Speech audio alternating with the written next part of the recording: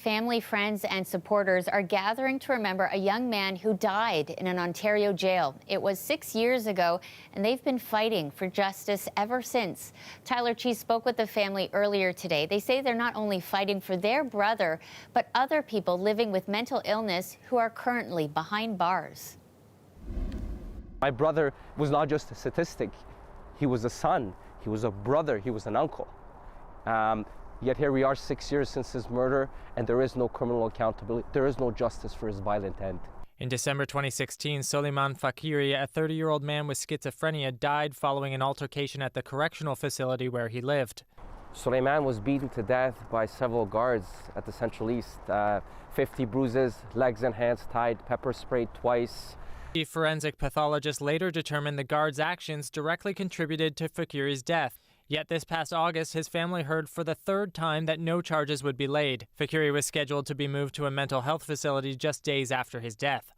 Instead, he lost his life. Tonight, to mark the anniversary of his death, Faqiri's family is holding a vigil to remember him and to call for changes to the justice system.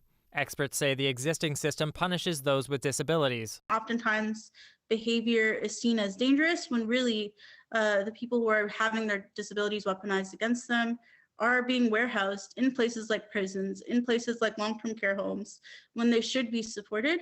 And so we have situations where people end up in these institutions that don't actually support recovery from various forms of disability. They're calling for a restorative system rather than a punitive one. We've done a bit of reading about a couple of prison examples in Norway, and they basically build relationships with the people there in order to rehabilitate them and offer them opportunities to attend genuine programming that's culturally specific.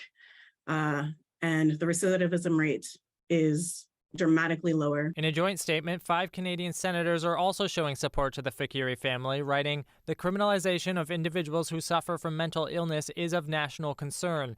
More needs to be done to ensure adequate and appropriate mental health care and supports are available in all communities." As for Faqiri's brother, he's pledged to continue fighting for justice. It's to shed light for other Canadians who have also suffered from this system. And this vigil is as much about them as it is for my late brother. He says they will continue holding the vigil annually for as long as they have to. Tyler Cheese, CBC News, Toronto.